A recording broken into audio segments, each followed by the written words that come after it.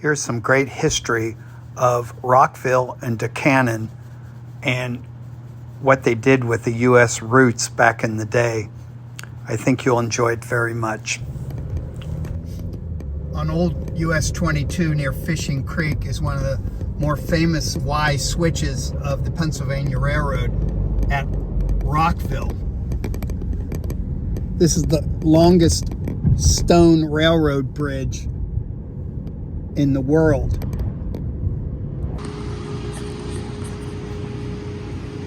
In Fishing Creek, which is west of Harrisburg along US 22, is probably one of the most famous of the Y switches of the Pennsylvania Railroad. Famous stone Rockville Bridge.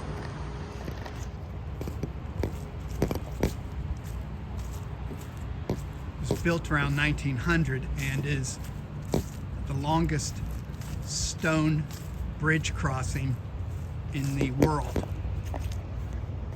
This goes across the Susquehanna River. The river is right next to Old Route 22, so I would imagine there was some major flooding at one time. This is a beautiful section of original US 22 and 322 heading west through Fishing Creek. Very well preserved area. And a beautiful time of year to check it out. They've even retained the original bridge, which was probably built in the 20s. And this cool former Gulf gas station.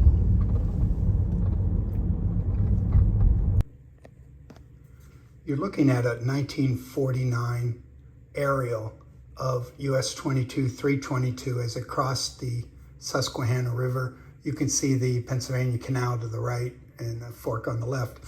The bridge at the top here is US 11 and US 15 at the time. They would all come together for 2 miles on one road. I'll show you what's going on there today. Before US 22 and 322 were improved in the late 60s, this was a interesting canal division near Duncannon, Pennsylvania. The sweeping bridge here replaced what was merely a left turn to go across the river. You can see the remnants of US 22 and 322 traveling west into Duncannon, where it would align with US 11 and US 15 for about 2 miles. Along US 22, 322 is a business that will be 60 years old next year. The Red Rabbit, still offering curb service. A great place to eat, and you should stop there and get the Bunny Burger. After sharing the road for about 2 miles, US 11 and US 15 split off to the north, and US 22 and 322 continued west. This was changed into a big interchange, but this was the Amity Hall Drive-In Theater. I will show you that location today. It lasted till about 2009 when it burned.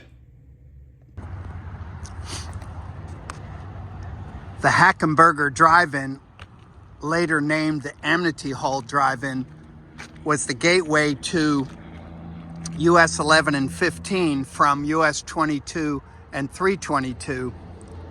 And it stood here till about 2009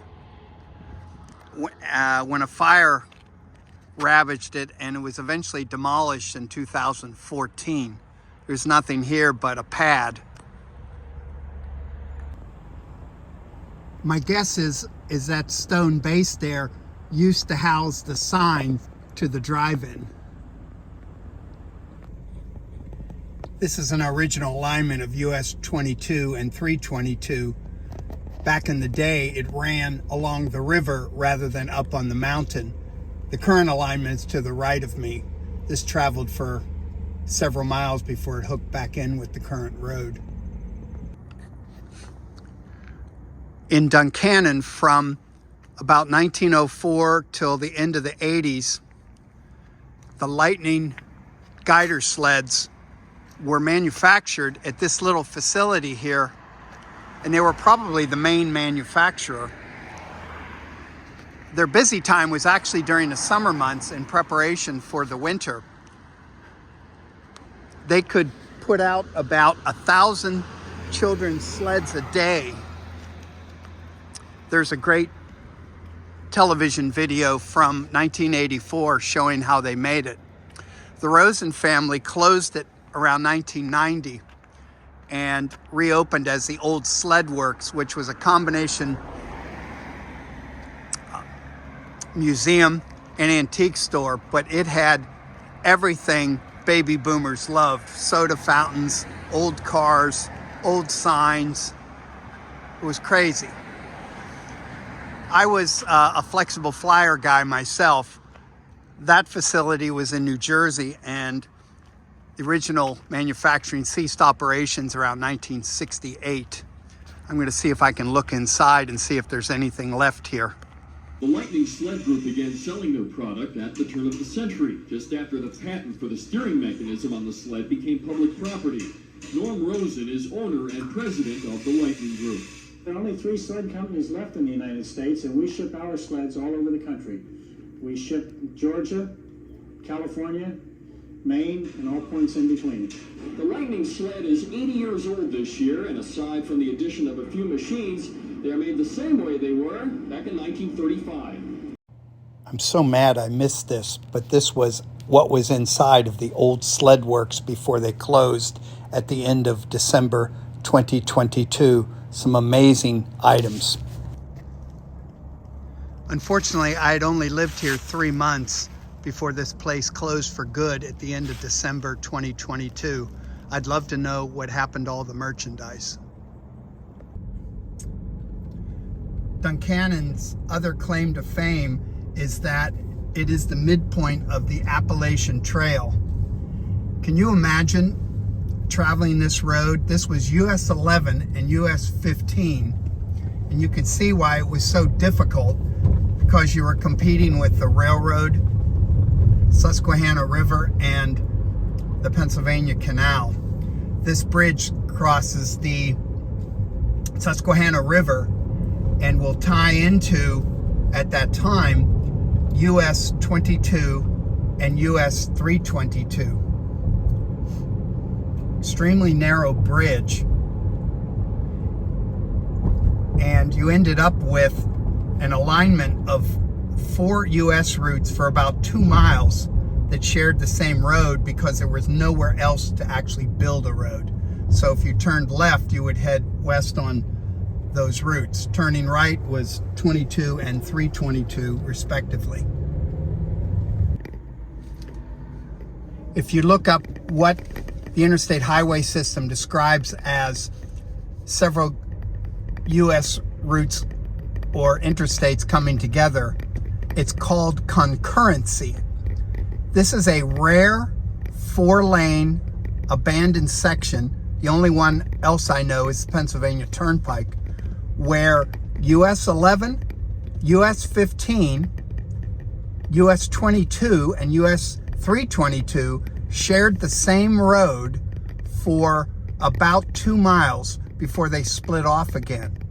This was due to the terrain of the area. You had the Appalachian Mountains, the railroad, the Susquehanna River, and the Pennsylvania Canal all converging at this point. So they had no choice at the time. In the late 50s, they spun this off and made a cloverleaf just ahead of me, and this road was abandoned at that time. It's still in its original pristine concrete version. Pretty cool. I want to thank Pennsylvania Highway's Facebook page for turning me on to this interesting alignment section.